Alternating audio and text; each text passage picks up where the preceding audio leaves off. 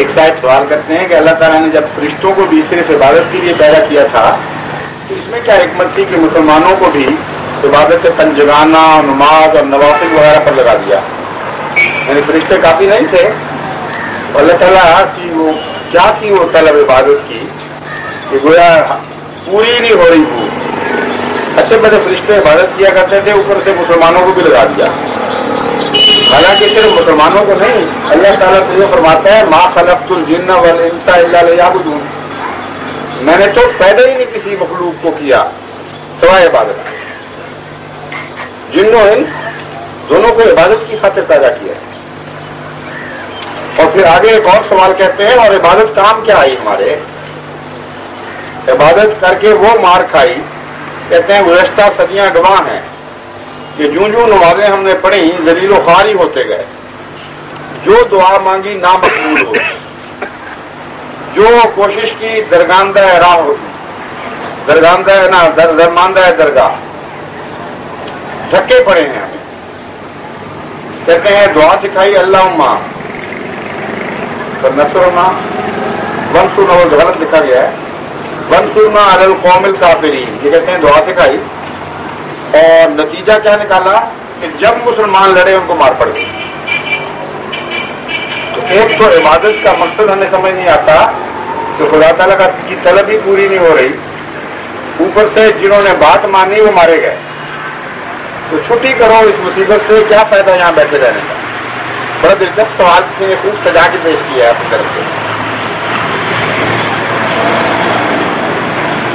اور میں سمجھتا ہوں سندھ میں ایسے سوالات کے جوابات کی ضرورت ہے، کیونکہ سندھ کے خاص حالات کے پیش نظر جو یہاں سیاسی لحاظ سے بے اطمینانی اور بددلی پائی جاتی ہے، اس کو بعض بڑی قومیں دہریت میں تبدیل کرنے کی کوشش کر رہے ہیں اور عمداً مذہب سے متنفر کرنے کی کوشش کر رہے ہیں، اور اس کے مقابل پر ایک انتہائی احمقانہ کوشش یہ ہو رہی ہے کہ مذہب کے نام پر سیاست کو ٹھونسا جا رہا ہے، اور جس سیاست سے لوگ متنفر ہیں اس مذہب سے بھی متنفر ہو رہے ہیں۔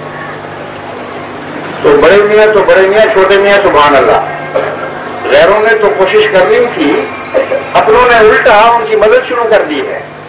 اس لیے مجھے تو بڑی سخت فکر ہوتی ہے یہاں کی نسلوں کے ایمان کی، کہ وہ بیچارے معصوم لوگ جو ہمارے طالب علم یہاں پڑھ رہے ہیں، ان کے ساتھ غیر طاقتیں ہی نہیں کھیل رہی صرف ان کے خیالات میں فساد پیدا کرنے کے لیے، بلکہ اپنے ان کی غیر طاقتوں کی مدد کر رہے ہیں۔ اس کے نتیجے میں ایسے سوال پیدا ہوتے ہیں۔ تو بہت ویلڈ سوال ہے، اس کا جواب چلو اگر تھوڑا سا زیادہ بھی وقت ہو تو میں سمجھتا ہوں پوری طرح ملنا چاہیے۔ پہلی بات تو یہ ہے کہ اللہ تعالیٰ نے جب اپنی عبادت کے لیے پیدا کیا تو ساتھ اور بھی آیات ہیں اور فرمودات نبوی ہیں جو اس مضمون پر روشنی ڈال رہے ہیں کہ عبادت کا مقصد کیا ہے۔ کیا نعوذ باللہ خدا تعالیٰ کی حرص ہے عبادت کروانے کی جو پوری نہیں ہو چکی؟ اللہ تعالیٰ دوسری جگہ فرماتا ہے کہ اگر تم میں سے کوئی بھی ایک وجود بھی خدا کی عبادت نہ کرے تو تب بھی مستغنی ہے، اس کو پرواہ کوئی نہیں، اس کو فرق ہی کوئی نہیں پڑتا۔ تو صاف پتہ چلا کہ قرآن کریم کا جب یہ دعویٰ ہے کہ عبادت کے لیے پیدا کیا گیا تو اس عبادت کا فائدہ اللہ کو نہیں پہنچنا، اگر پہنچنا ہے تو آپ کو پہنچنا ہے، یہ تو قطعی بات ہے۔ اب سوال یہ ہے کہ عبادت ہوتی کیا ہے؟ جب تک آپ اس کو نہیں سمجھیں گے اس وقت تک عبادت کے فائدے کا مضمون واضح ہو ہی نہیں سکتا۔ عبادت عبد کا لفظ جو ہے اس کو مد نظر رکھیے، آپ کہتے ہیں غلام کو، اور غلام کا تصور یہ ہے کہ اس کا اپنا کچھ بھی نہ ہو، 100% ہر چیز مالک کی ہو جائے۔ اور عبد کا لفظ جب فعل میں بولا جاتا ہے اسی سے تعبدہ نکلتا ہے، اور تعبدہ کہتے ہیں کسی رستے پر اس طرح چلنا، جس رستے پر کسی کو چلایا جائے اس پر چلے اور پھر اس طرح چلے، اس میں گڑے ڈال دو، اس میں نشان قائم ہو جائے، یعنی خوب کوشش اور محنت سے اپنے معمول رستے پر چل پڑے۔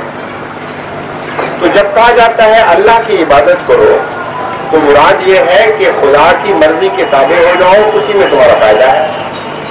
جو اللہ تمہیں رنگ دینا چاہتا ہے اس رنگ کو اختیار کرو. اور ایک اور معنی عبادت کا یہ ہے کہ غلام اپنے آقا کی پیروی کرتا ہے، اس کے پیچھے چلتا ہے، ویسا ہونے کی کوشش کرتا ہے. تو اللہ تعالیٰ فرماتا ہے اگر میری صفات کو اختیار کرو گے تو تمہیں اس دنیا میں جنت نصیب ہو جائے گی. ان صفات کو کھول کر بیان کرتا ہے. چنانچہ وہ نماز جو ان صفات سے عاری کر دیتی ہے انسان کو، خدا تعالیٰ خود اس عبادت پر لعنت ڈالتا ہے. اور وہ عبادت جس سے بڑی نو انسان کو فائدہ نہ پہنچے، کیونکہ خدا تو کہتا ہے میرے فائدے کے لیے نہیں، تمہارے فائدے کے لیے. قرآن اس عبادت پر لعنتیں ڈالتا ہے. اس لیے صرف آپ کو لعنتیں ڈالنے کی ضرورت نہیں، خدا پہلے ہی لعنت ڈال چکا ہے. فرماتا ہے کہ ایسے عبادت کرنے والے ویل للمصلین، لعنت پڑے، ہلاکت ہو ان مصلین پر. ہم عن صلاتہم ساہون، وہ عبادت کے فلسفے سے ہی حاصل ہیں.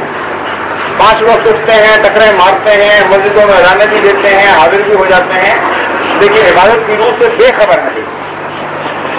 ان پر لعنت پڑے. فرماتا ہے کیوں؟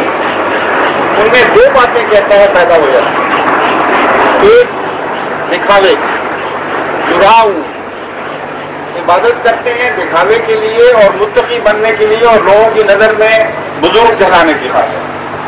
اور ساری چیزوں جو زندگی کی ساری کوشش بزرگی دکھانے کے معنوں میں وقت ہو جاتی ہے. اللہ تعالیٰ خدا قرآن فرماتا ہے اس عبادت کی جو خدا کو پرواہ کوئی نہیں.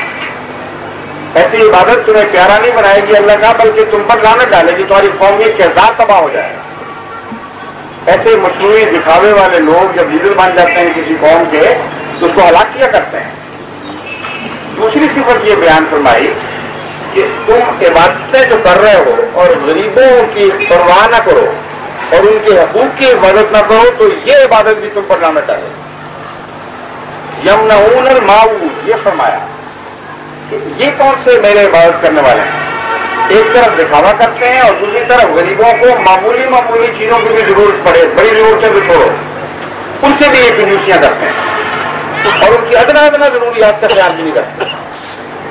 تو فرمایا ہے یہ عبادت مجھے مقبول نہیں ہے. اگر قوم ایسی عبادت کرے گی تو اس پر لعنتیں پڑیں گی. بس یہ سوال قرآن کریم کی اس آیت کی تصدیق کر رہا ہے. جب مسلمانوں کی عبادتیں وہ تھیں جو حضرت محمد مصطفیٰ صلی اللہ علیہ وآلہ وسلم نے پڑھ کر دکھائیں اور آپ کے صحابہ ان پر قائم ہوئے، تو اس وقت تو یہ تنزل نہیں تھا جو آج دکھایا جا رہا ہے. اس وقت تو ان عبادتوں کی برکت سے ایک عرب کی جاہل بے معنی قوم جو دنیا کی 2 بڑی طاقتوں کے درمیان کوئی حقیقت ہی نہیں رکھتی، یعنی مشرق میں ایک بڑی طاقت تھی اور مغرب میں بھی ایک بڑی طاقت تھی، ایک طرف کسرا اور ایک طرف قیصر. عرب کو پوچھتا کون تھا؟ وہ تو جب چاہتے تھے رنگیز کے رکھ دیتے تھے، معمولی فوج بھیج کر ان کو سنائیں اس طرح دلواتے تھے کہ ایک دفعہ 70,000 عربوں کو تو اس طرح انہوں نے حلقوں سے، یعنی لوہے کے حلقوں سے میں پرو دیا کہ کندھے سے ہلکا ایک طرف سے گزرا، دوسری طرف سے بھی ہلکا گزرا اور یہ ہاتھ پیچھے باندھ کر اس حلقے میں پروئے گئے. ایسے ان کو چھوڑ دیا کہ عبرت کا نشان ہو تم، اگر کبھی ہمارے ملک کی طرف بری آنکھ سے دیکھا تو ان سے یہ سلوک ہم کریں گے. یہ کون؟ جب عبادت وہ کی جو خدا چاہتا تھا، جس میں نفس کی کوئی بلونی شامل نہیں تھی اور بڑی نو انسان کی گہری ہمدردی تھی اور غریبوں کا خیال رکھا جا رہا تھا، اس وقت اس عبادت نے وہ پھل دکھائے کہ دیکھتے دیکھتے کسرا کی حکومت بھی غلام ہو گئی اور قیصر کی حکومت کو بھی پارا کرنا شروع کر دیا. پھر عبادت میں رنگ بدلے، پھر وہ رنگ آ گئے جو آج کل ہیں. اور آج کل کی مسلمانوں کی ذلت اور کئی 100 سال سے مسلمانوں کی ذلت یہ گواہی دے رہی ہے کہ قرآن سچا ہے، تم جھوٹے ہو. اگر قرآن والی عبادت تم کر رہے ہوتے تو خدا تعالیٰ تم سے یہ سلوک نہ کرتا. تو اسلام پر کیا الزام ہے؟ اپنے کردار کو دیکھیں، آپ نے رخ بدل لیا ہے، ظاہر پرستی ہو گئی ہے اور تقویٰ کا نام نہیں رہا. سوسائٹی گندی ہے، ظالم ہے، سفاک ہے، جھوٹی ہے، بد کردار ہے.